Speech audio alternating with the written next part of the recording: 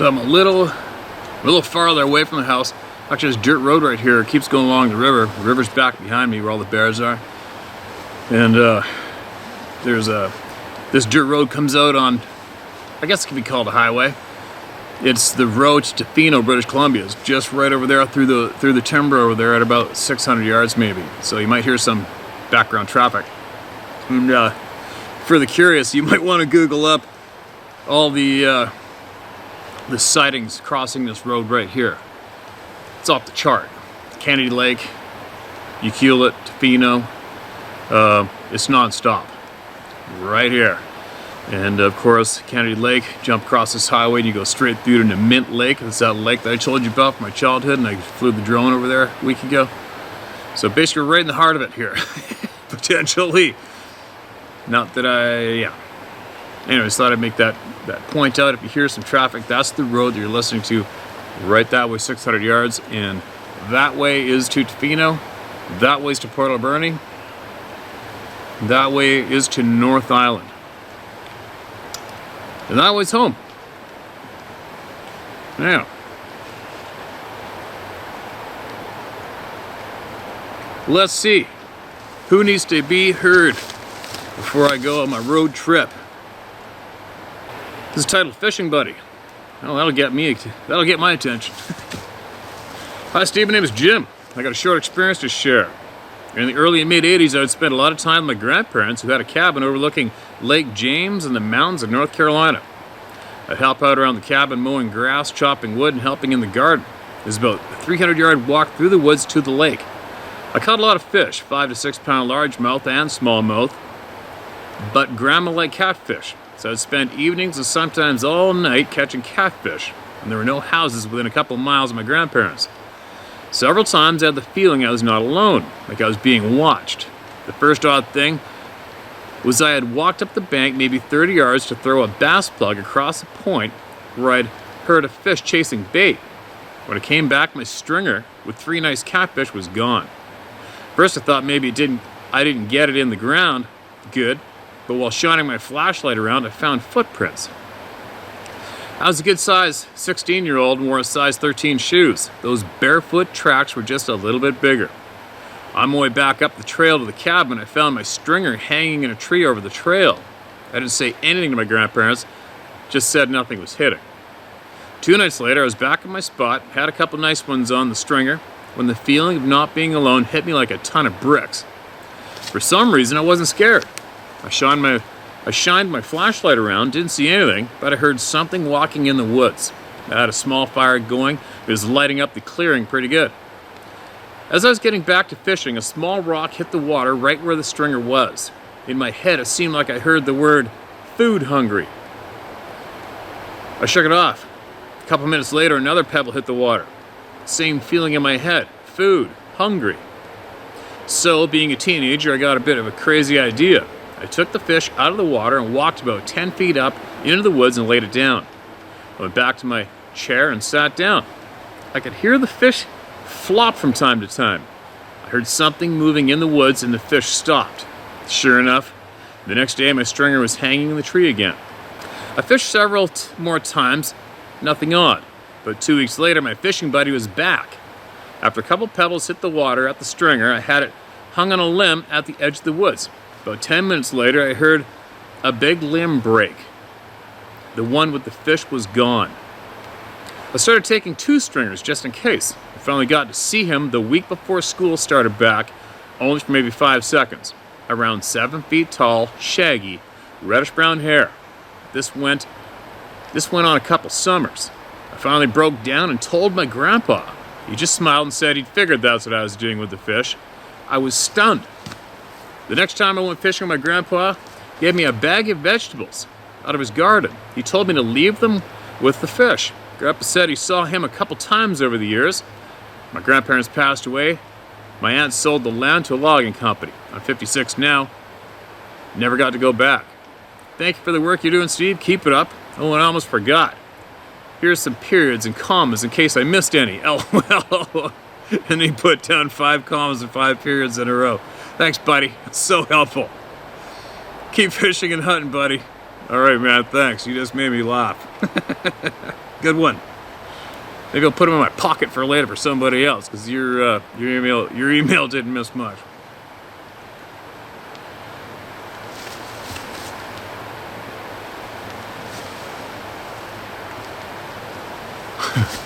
When you look over and see something jet black through the green moss.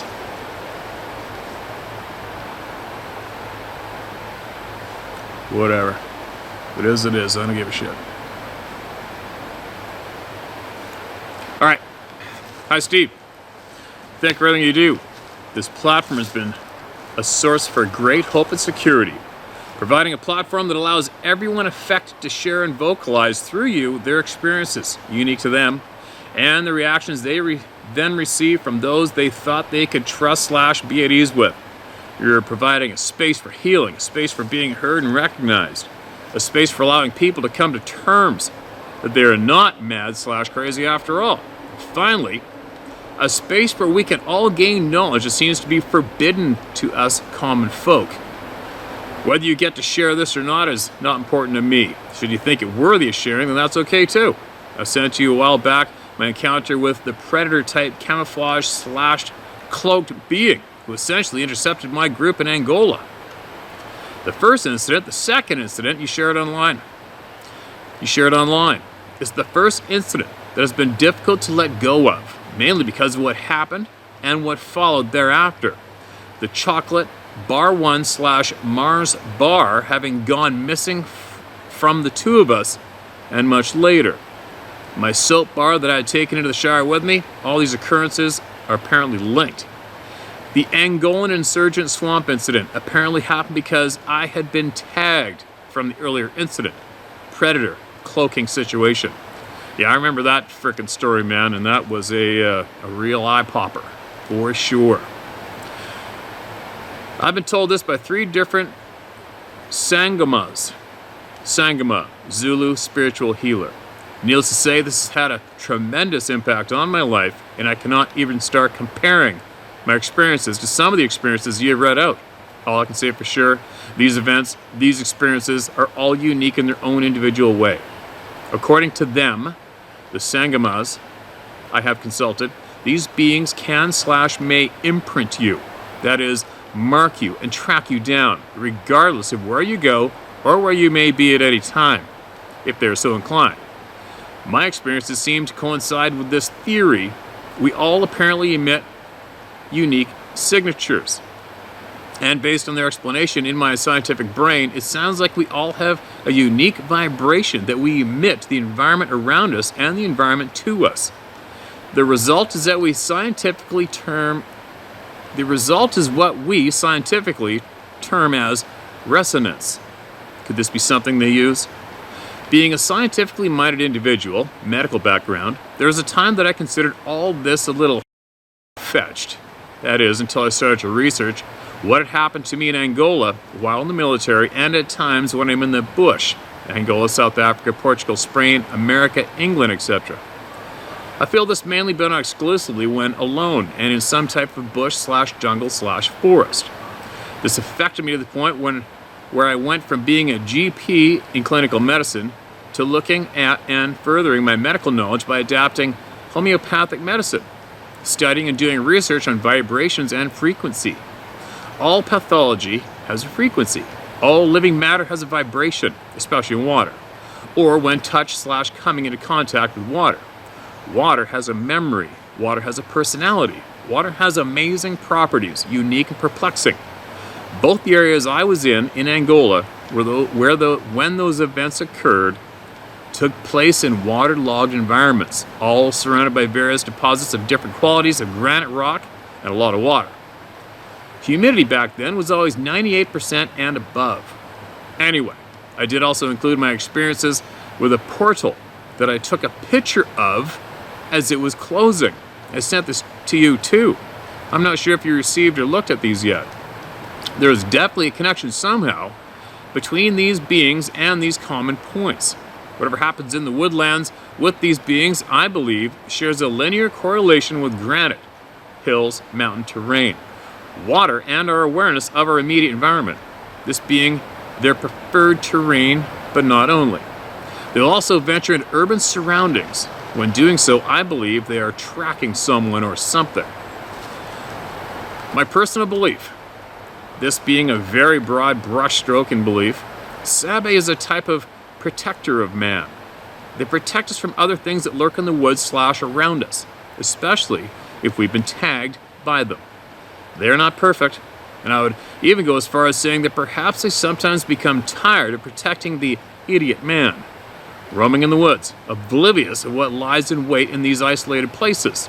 They may have a certain curiosity for us, but I believe they also have a certain dislike for us too, perhaps because they probably have had to deal with consequences relating to us.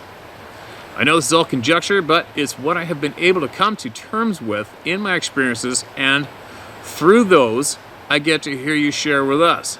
Anyway, on a more scientific note, according to the International Standard ISO 2631, in the vertical vibration of the human body, the sensitive range is locked in 6 Hz to 8 Hz. This standard has been used to assess the effect of environmental vibration on operators' health, efficiency, and comfort since 1974. This is an actual standard. Everything organic, everything alive has a vibration in order to exist. At this point, it is important to understand the difference between vibration and resonance. Essentially, objects that are free to vibrate have their natural frequencies in which they vibrate when they left for a duration of time. Resonance, on the other hand, occurs when objects are forced to vibrate at their natural frequency. Resonance is the result of an external force vibrating at the same frequency as the natural frequency of a system / an environment. An everyday example of this is a manufacturing plant. Resonance occurs when a forcing function excites a machine's natural frequency, causing an excess in vibration.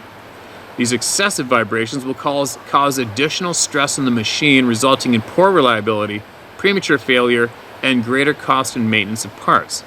Another example of resonance would be that of Sabe swaying from side to side, as we often hear from various people who have witnessed this firsthand. It's as if they were channeling something. Another example, when we turn the knob of the radio to our favorite channel, we're changing the natural frequency of the receiver. The natural frequency of the receiver then matches the transmission frequency of the radio station. When the two frequencies match, energy transfer occurs, and we listen to the selected channel. If we do not have this receiver, we're totally ignorant of the thousands of radio waves bouncing off of us. Could these beings be using a similar method of frequency manipulation so as to move faster, paralyze those they choose to, and disappear / become cloaked / travel somewhere else? Frequency manipulation / management / changing the natural frequency to the receiver, call it what you want. I know that molecules absorb wavelengths, and in so doing, begin to vibrate. At certain frequencies, this may cause cooking and heating up of food, like in a microwave oven. Playing music will create vibration to objects receiving the music. The higher the volume, amplitude, the greater vibration being experienced. We often hear people talking about and hearing screams and how their body vibrates and / feels this vibration. Even when the source of the sound is at some distance from themselves, sound at 20 to 200 hertz, as Hz, is called low frequency sound. Infrasound, in its popular definition, is the sound below a frequency of 20 Hz. At high volumes, infrasound can directly affect the human central nervous system, causing disorientation, anxiety, panic, bowel spasms, nausea, vomiting, and eventually organ rupture or even death from prolonged exposure. Well, that's creepier than shit. Our brain learns and expresses fear at all certain brainwave frequency, and changing the frequency can change the feeling. These beings know how to transmit this to us. Researchers found that the brainwave frequency of fear is 4 cycles per second, or 4 hertz. So, infrasound can be used to create fear. Infrasound can be used to kill. Back in my days in the military, our highest security areas didn't have a single human being anywhere near it. Instead, every possible approach to an installation was guarded with infrasound. long-range acoustic devices. We called them LRAD. These waves were facing the direction/path required to gain entry into these installations. Doppler was set up underground to identify any form of intrusion on that path. Vibration detection. Earplugs and earmuffs can provide 15 to 45 dB SPL of attenuation, although annoyance and distraction has still been shown to occur. I know for a fact that one of the LRAD 200X models were effective for distances up to 5,500 meters. That's 5.5 kilometers or 3.4 miles. This is back in the late 80s. What do they use now? 3 decades later. Yeah, no shit, right? Acoustic and electromagnetic waves arise from mechanical vibrations of matter or the change in motion of charged particles, respectively, resulting in the transfer of energy. These two types of waves, while fundamentally different, oscillate at varying frequencies, measured in cycles per second or hertz.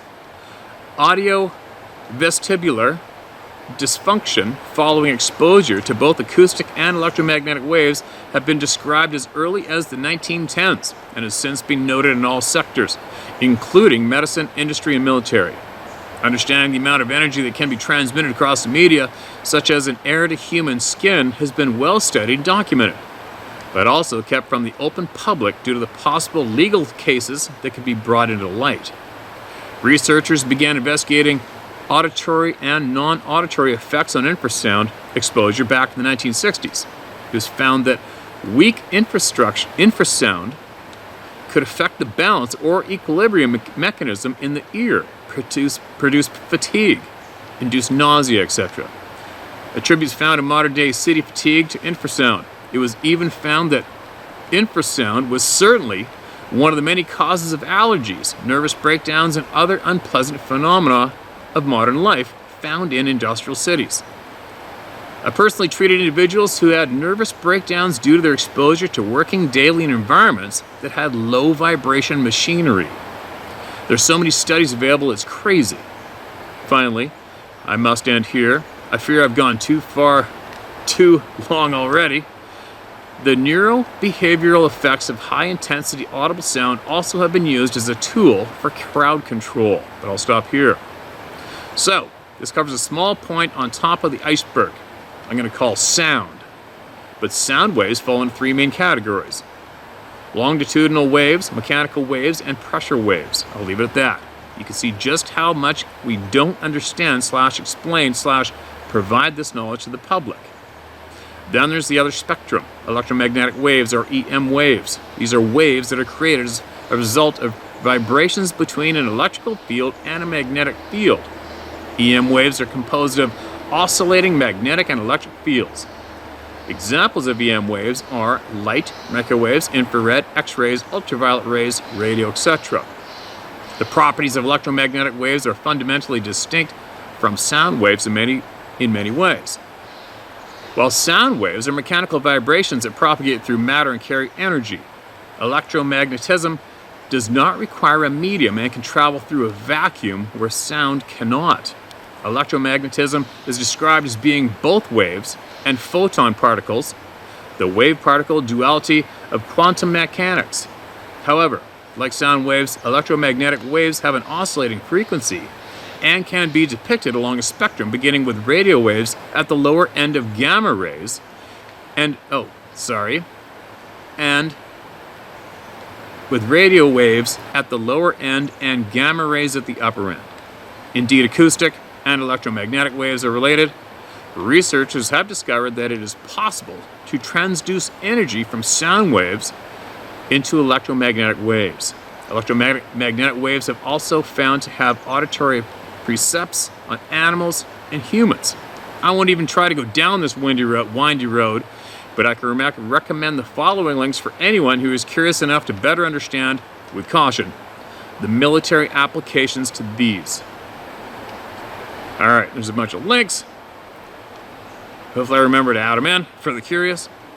Once again, Steve, thank you for your time, thank you for your assistance, and thank you for this platform. My best wishes for you and all those you hold dear to your heart. Be careful out there, please. George. Thanks, man. Absolutely appreciate your time and your effort. That's a hell of a big email and a lot of frickin' interesting information. And I fully agree with the vibrations we give off, without a doubt, right? And then whatever it is, however it's considered, is what we pick up on it with our intuition, our sixth sense, which is probably just my uneducated way of explaining and adding in what I might feel possible into this topic. God, I'm babbling now, aren't I? I got a few things taking my attention right now. While I was reading, I was receiving texts that are important to me. One being a game warden has to come over and meet me at the house right quick because a young yearling deer had basically just flopped over dead in the yard. Don't know why, what's going on. Apparently there's a disease wiping out a bunch of deer near the cities on Vancouver Island right now, so they have interest in it. I gotta get home right now and meet him there and get rid of it. Get it in. I guess they need to test the brain tissue or something. But anyway, back to you, my man. Could you please do at least me a favor? And could you keep sharing your knowledge here with me? At least, just if not everybody else, all right? You are the people we're after, all right? You people with a lot of knowledge that your average person just doesn't have. I find it very interesting, very useful, very helpful, and I am absolutely curious, all right? I want to win this war by obtaining and sharing knowledge. That's the only way. It's the only way. We've got to win the war by utilizing true knowledge and sharing it and getting it to that next generation too, right? That's how you win. So I'm going to come back out here somewhere and make a share before I leave, before tonight, I think. Kind of caught up. I know this bear's frequent right behind me. I wasn't even watching. Bear could have went by behind me. I don't know. I thought I saw something black up there in the timber. Bad timing, I guess, reading emails and standing in the big forest, right? Above a salmon river. But anyway, I hope all the people are benefiting from the shares today. I'd imagine there are a shit pile of you out there who are non-stop taking in all the information you can, and you're learning as much as you can to get those missing pieces into your puzzle, without a doubt. And then there's the other handful of people who are here just for pure entertainment, which is kind of whatever is what it is. Although this channel is not for entertainment purposes. All right, it's not about entertainment. It's about getting the people honestly informed again, and doing as much as we can to fight back in the suppression of truth and honesty, right? From the dirty bastard pricks. Okay, I'm out of here. Talk shortly.